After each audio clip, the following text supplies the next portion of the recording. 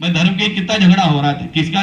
स्वामी महाराज ने कहा कि हमारे कृपाल सिंह महाराज ने कहा कि जितने झगड़े आज धर्म के नाम पर है, इतने झगड़े किसी नाम पे नहीं है। सबसे ज्यादा झगड़ा धर्म के नाम पर ही है। और बताओ, धर्म को लड़ना सिखाता है? हमने जब स्कूल में पढ़ते थे, का मजहब नहीं सिखाता आपस में बैर रखना। ये सुना था ना हमने कि मजहब नहीं सिखाता आपस में बैर रखना, कि फिर भी बैर है। हमें यही नहीं पता किस बात का बैर है भाई, आखिर हमें किस बात का बैर है। किसी से अगर पूछा जाए कि तुम्हारी धर्म के नाम पे किस बात की लड़ाई है, किसी भी एक ही बात की लड़ाई है। स्वामी महाराज मेरे सुनाते हैं, तो इस बात को कई बार सत्संग में सुनाया स्वामी जी महाराज ने। स्वामी महाराज सत्संग में बहुत पहले कई बार सुनाया। कहने की एक बार एक महावत हाथी लेकर के जा रहा था और रास्ते में 4 अंधे खड़े थे। महावत ने आवाज लगाई, भाई रास्ते से हट जाओ, हाथी आ रहा है। तो महावत से वो अंधे बोले, आज तो बड़ा सुंदर अवसर है भाई, हाथी को हमने कभी देखा नहीं, लोग कहते हैं बड़ा विशालकाय हाथी है, बहुत बड़ा होता है हाथी, जरा आज हम भी देख लेंगे, हमारे तो बहुत नजदीक है। कह लिया ठीक है भाई, उसने हाथी खड़ा कर दिया भाई। अब हम सब जानते हैं कि अंधे जो होते हैं, जिनकी बाहरी आंखें नहीं होती, वो कैसे देखते हैं किसी चीज को, छू करके देखते हैं, टटोल के देखते हैं। उनका भाई देख लो, हाथी तुम्हारे सामने खड़ा। चारों ने देख लिया। अब देखने लगे तो देख करके महावत तो देख रहा था, महावत को पता है कैसे देख रहे हैं। तो महावत सब ने कहा भाई जाओ, हमने देख लिया हाथी कैसा है। तो महावत ने कहा अच्छा बताओ तो भाई कैसा हाथी, अपना जो तजुर्बा किया है, जो देखा उसका बताओ तो कैसा हाथी है।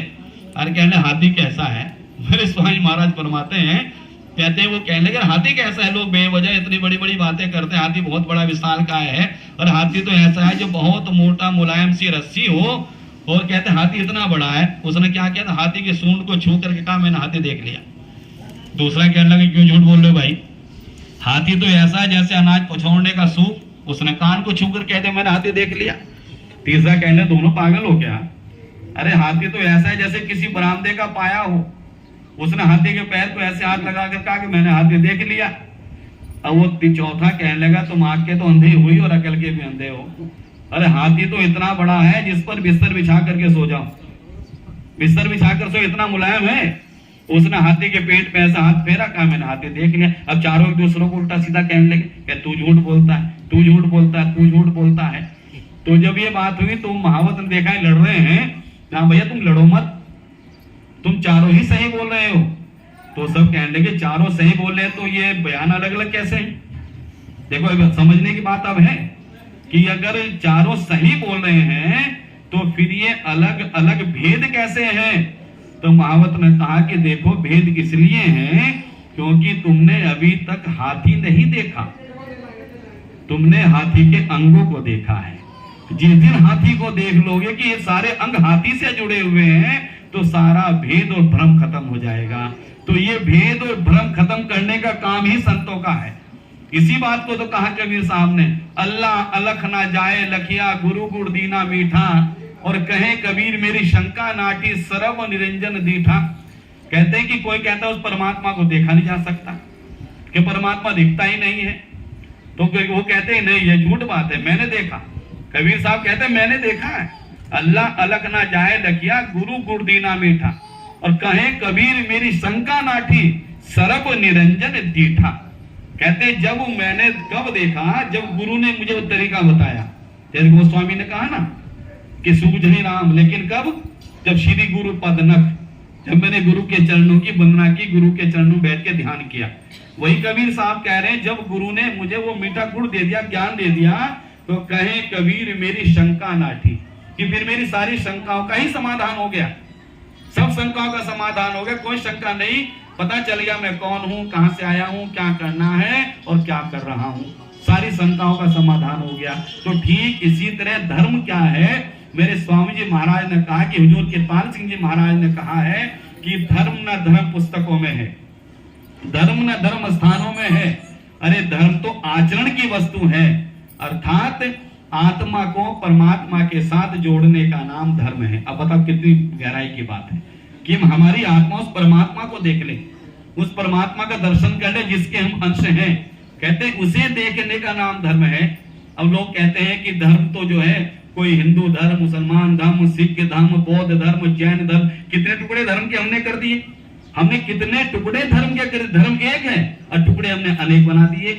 इसीलिए कहा राधा स्वामी सिद्धार्थ सिंह जी महाराज ने, कहते हैं हिंदू कहते राम हमारा, हिंदू कहते राम हमारा, मुसलमान रहमाना और आपस में दो लड़ मरते मरम को न जाना। कि असली बात कोई नहीं समझ पा रहा, असली बात को नहीं समझ, लेकिन लड़ रहे हैं। धर्म के नाम पर लड़ाई हो रही है, लेकिन असली बात किसी के समझ में आज तक नहीं आई। भाई गोस्वामी जी ने जो कहा वही मोहम्मद साहब ने कहा, जो मोहम्मद साहब ने कहा वही गोस्वामी जी ने कहा। इसे कहते हैं धर्म। क्या कहा मोहम्मद साहब ने? रब्बुल आलमीन। जब गारे कुआं में 12 साल तक उन्होंने खुदा की इबादत की, जब बाहर निकल के आए तो कहा रब्बुल आलमीन, कि रब तो सारे आलम में मौजूद है। अब देखिए इसका शब्दों का फेर है, बस बाकी बात एक ही है। और गोस्वामी जी ने जब गुरु के चरणों में बैठ करके राम को अपने अंदर देखा तो उन्होंने कहा सिया राम मैं सब जग जानी और करहूं प्रणाम जोरी जुगी पानी। कि मैं राम को सारे जग में, उन्हें हिंदू मुसलमान की बात नहीं कही, सिया राम में सब जग जानी, कि सारे जग में मैं उसको देख रहा हूं, सबके अंदर उसको देख रहा हूं। अब किससे नफरत करूं, किससे बैर करूं, सबके अंदर तो विराजमान है, सबके अंदर तो बैठा हुआ है। इसलिए करहूं प्रणाम जोरी जुग पानी, कि दोनों हाथ जोड़ करके प्रणाम करता हूं कि सबके अंदर मेरा मालिक बैठा है। और वही मोहम्मद साहब कहते हैं रब्बुल आलमीन। उन्होंने ये नहीं कहा रब्बुल मुसलमीन, आलम, आलम यानी संसार। गोस्वामी ने कहा जग, सिया राम में सब जग, जग मैंने संसार। वो कहते हैं आलम, आलम मैंने संसार। एक ने रब कहा, एक ने राम कहा, एक ने आलम कहा, एक ने जग कहा, तो भेद कहां है? शब्दों का ही तो फेर है ना, शब्दों की तो बात है। फिर लड़ाई किस बात की? जब एक ही बात है तो लड़ाई इस बात की है कि जो धर्म के ठेकेदार हमें आपस में लड़ाते हैं ना, तो हमारी लड़ाई होती है। और जब कोई संत सदगुरु मिलता है, पीर पैगंबर फकीर मिल जाता है, अंदर से जुड़े वाला मिल जाता है, जिसने अंदर से मालिक से जो जुड़ा हुआ है, वो कहता है कि सारी संतनत उसी की तो है, सारी संतनत उसी की है, सब जगह वो विराजमान है, सबके अंदर वो बैठा हुआ है। लेकिन सिर्फ झगड़ा एक ही बात का है, क्योंकि अभी तक हमने अंदर जाकर के नहीं देखा।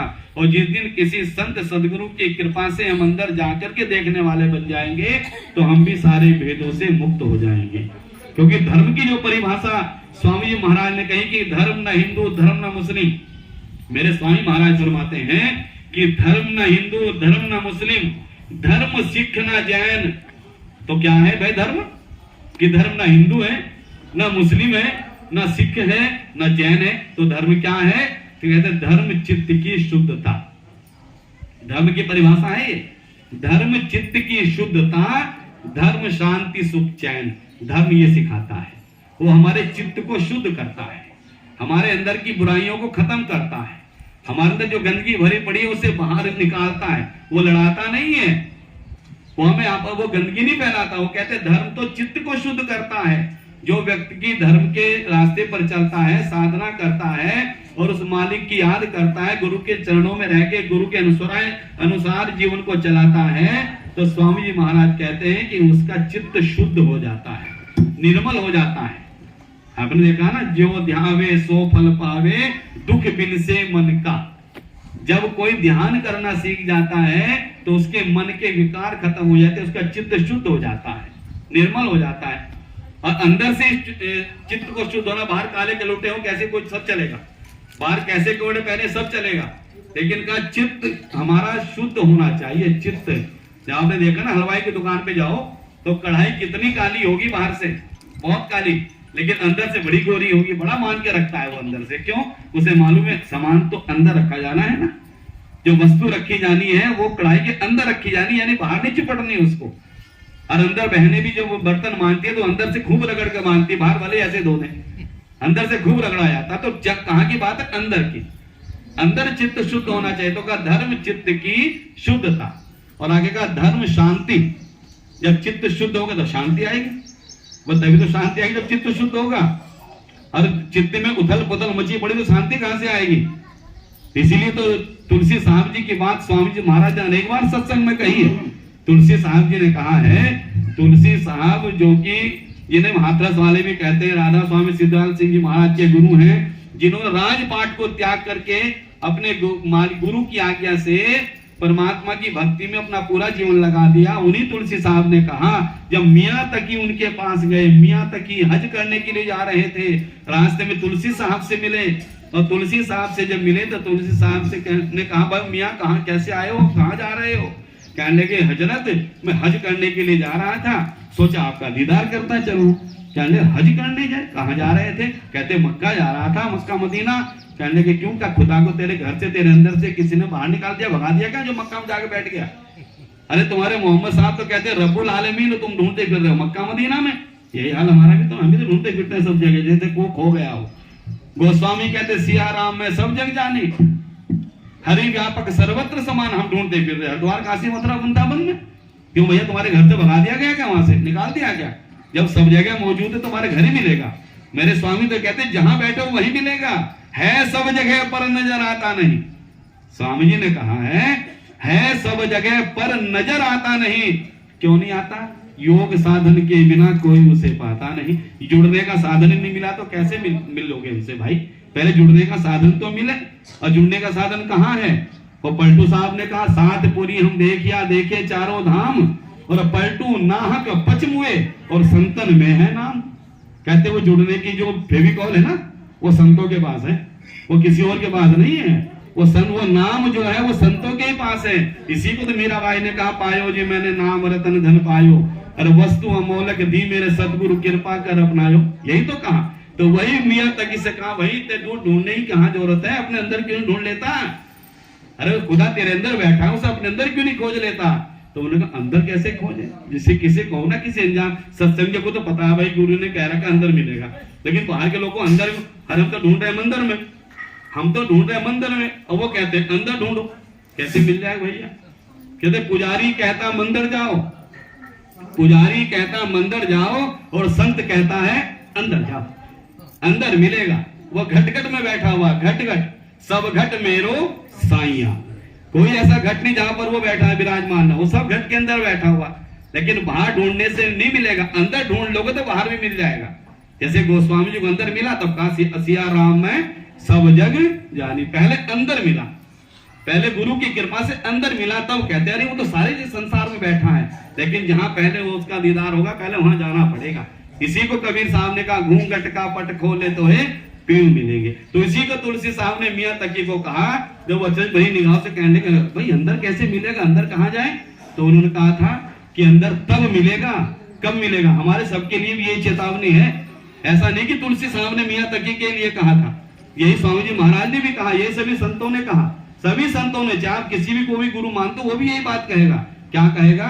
अरे दिल का हुजरा साफ कर, अरे जाना के आने के लिए साफ कर, जाना के आने के लिए, ध्यान गैरों का हटा उसको बैठाने के लिए, ध्यान गैरों का हटा उसको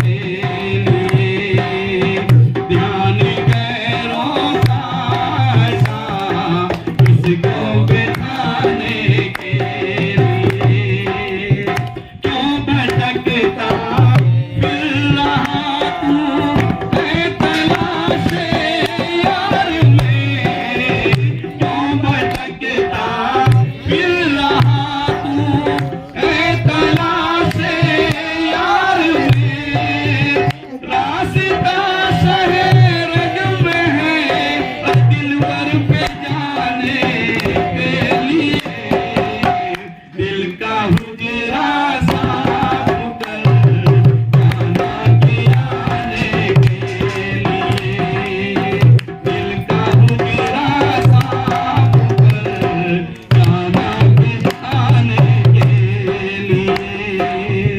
मुर्शिदे